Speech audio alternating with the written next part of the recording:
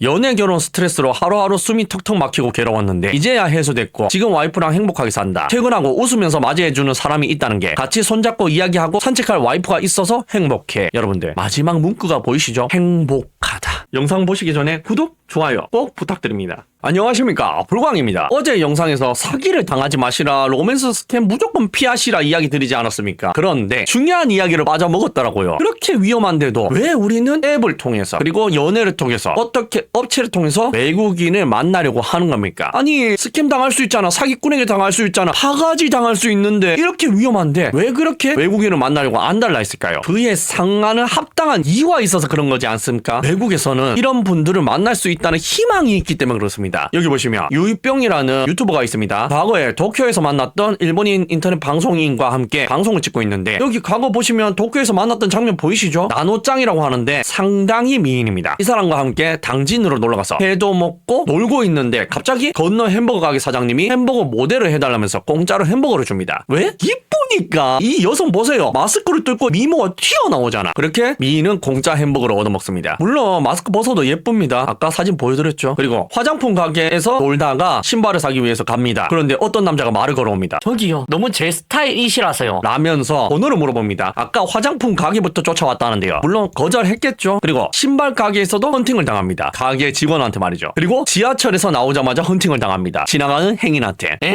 갑자기 예쁜 여자 데리고 와서 뭔 말을 하고 있냐고요? 여러분들 잘 생각해 보십시오. 지금 K로 시작하는 그 나라에서 저 정도 미인한테 말을 건다고 생각해 보십시오. 어떻게 됩니까? 딱 이 표정이에요. 네가 감히 나한테? 이러면서 표독한 표정을 지으면서 쳐다본단 말이죠. 아니면은 썩소를 짓던가. 그런데 일본 분들은 저렇게 예쁘셔도 어쩔 줄 몰라 하면서 말 걸 수 있는 기회라도 있다는 겁니다. 저기서 내가 약간 저 사람의 마음에 드는 그런 남자다? 그러면 성공하는 거야. 인생은 어떻게 될 줄 모르는 겁니다. 그러니까 실제로 저렇게 예쁜 여성을 만날 기회라도 잡을 수 있다는 겁니다. 그건 좀 이따 예시로 보여드릴게요. 그러니까 무슨 말입니까? 국제결혼, 국제연애 하는데 많은 어려움이 있지만 시간과 돈을 들일 수 있다면, 노력을 하실 수 있다면 국제연애 한번 도전해보시는 거 나쁘지 않다는 겁니다. 아니 저런 미인을 언제 만나겠어? K로 시작하는 그 나라에서 절대로 가질 수 없는 기회지 않습니까? 우리가 외국인이라서 한국 남자라는 이 메리트 하나만으로 기회가 생기는 거라니까요. 그런데 무조건 꼬실 수 있다는 건 아닙니다. 기회가 있냐 없냐 라는 차이를 여러분들께 이야기 드리고 싶어서 이런 극단적인 예시를 가지고 온 거예요. 이쁜 한국 여성분들한테 말 걸어봐. 뭐 있는지 없는지는 모르겠지만 어떻게 되는지 아시잖아. 차이고 나서 어떻게 됩니까? 야, 저기 네 남친 지나간다. 이거 안 당하면 다행이라니까. 제가 과장하는 겁니까? 그리고 여기 보세요. 몰도바에 여자친구랑 시골에 놀러간 국제 커플이 있습니다. 여기에 보이는 분이 여자친구 같은데 화장을 안 한 게 저 정도입니다. 엄청 미인이지 않습니까? 그리고 할아버님 사진을 보여주는데 야, 이제 알겠지 않습니까? 여자친구가 왜 미인인지. 대대로 그냥 잘생긴 집안이었던 거예요. 그리고 이렇게 여동생이랑 노는데 여동생도 예쁘죠? 어린데 저 정도면 굉장히 미인입니다. 그리고 이제 화장을 했습니다. 어떻습니까? 한국에서는 절대 볼 수 없는 그런 미를 가지고 있는 여성이지 않습니까? 그리고 이야기합니다. 몰도바가 물가도 비싸고 경제도 폭망해서 사람들이 떠나고 있답니다.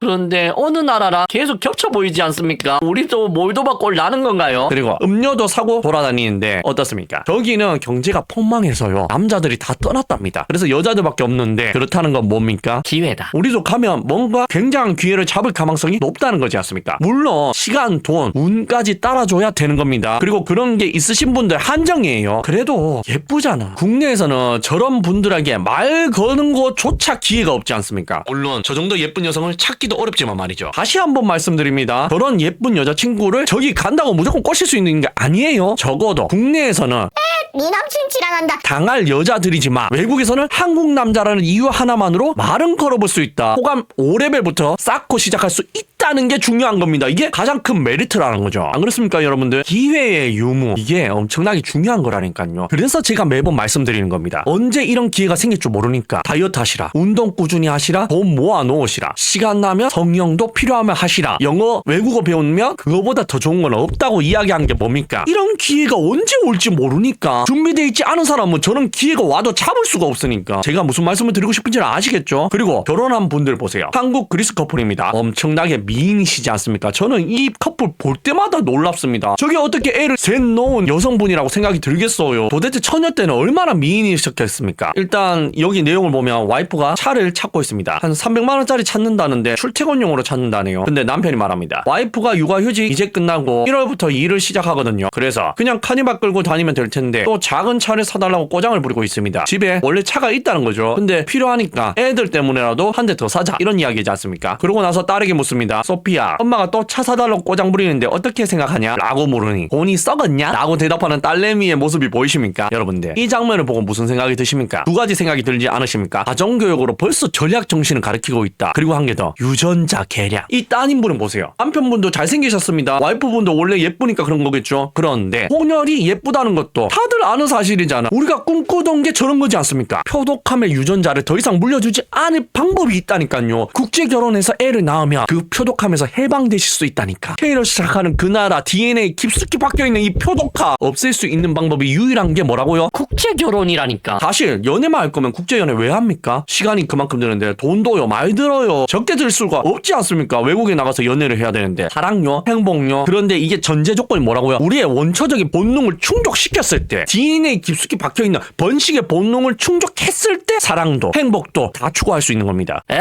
딩크도 있다고요? 싱크도 있다고요? 아니 그런 소리 할 거면 다른 채널 가서 보세요. 여기서 무슨 딩크 싱크 타령하고 있어. 결혼하는데 애를 왜 안 낳습니까? 결혼을 왜 합니까? 혼인신고 왜 해요? 님 평신이세요? 그런데 이렇게 예쁘신 분들이 무조건 좋은 한국 남자를 만나냐? 그런 것도 아닙니다. 피해자도 있어요. 여기 보십니까? 프랑스 여성분입니다. 굉장히 미인이시죠? 유튜버가 묻습니다. 한국 남자를 평가한다면? 이라고 하니 쓰레기들이에요 라면서 과거 이야기를 합니다. 어떤 여성은 백인을 타고 싶다고 틴더에서 만났는데 처음에 존나 친절했는데 사귀고 한 게 그것뿐이다 라는데 뭐 잠자리 잡는 거 이야기하는 거겠죠. 그리고 그 남자친구는 잠수를 탔다네요. 다음은 보디가드 하던 남자였는데 잘생겼고 처음에는 잘해줬는데 잘 사귀다가 친구랑 있다가 갑자기 생각나서 전화를 했는데 반노출 상태로 외롭다고 사진을 올렸습니다. 그래서 헤어졌다네요. 그 다음에 또래 남친을 만났는데 만나자마자 MT를 데리고 가서 거짓말 했다네요. 백인의 환장한 놈들 때문에 피해자가 생기고 있습니다. 저분은 마음에 상처가 생겼겠죠. 한국 남자에 대한 안 좋은 이미지도 생겼을 테고. 이분의 말씀을 들어보세요. 굉장히 적은 숫자로 괜찮은 남자들이 있고 괜찮은 한국 남자가 적은 숫자로 있다는 거죠. 외국 여자랑은 그냥 장난질만 하는 것 같다라는 이야기가 보이십니까? 정신을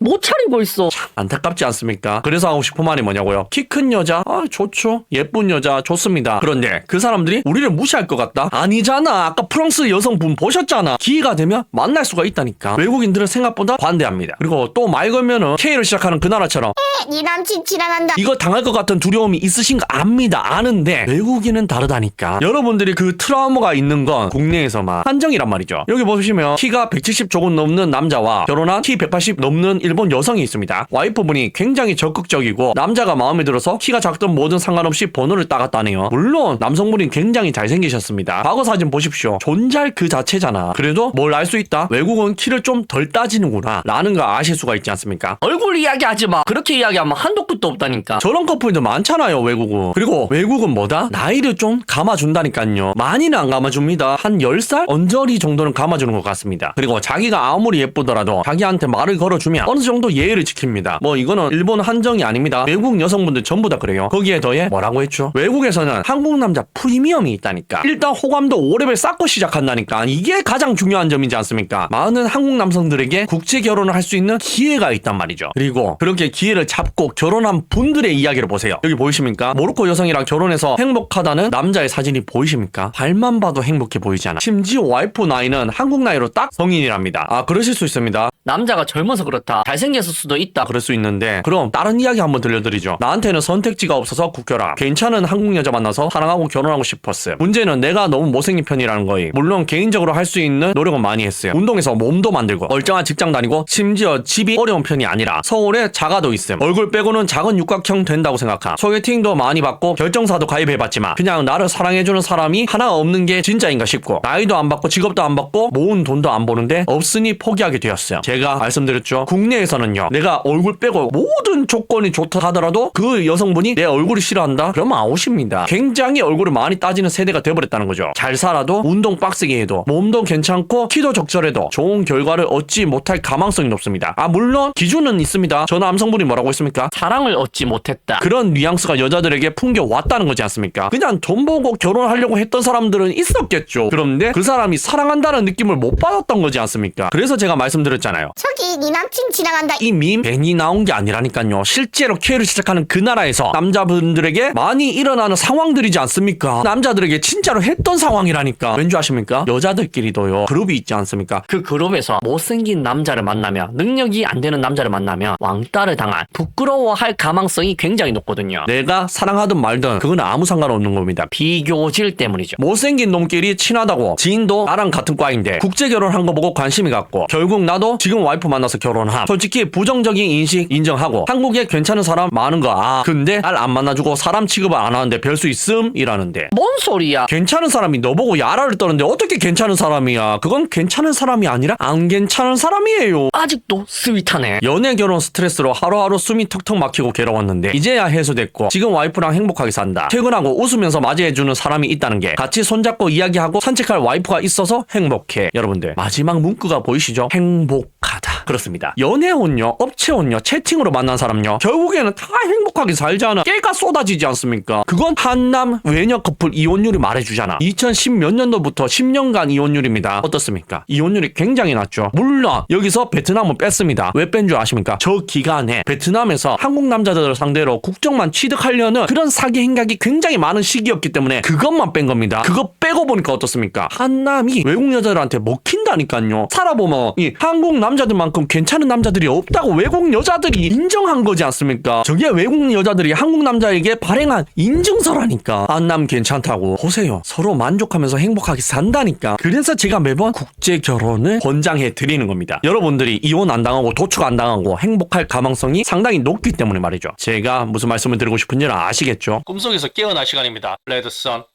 시청해 주셔서 감사합니다.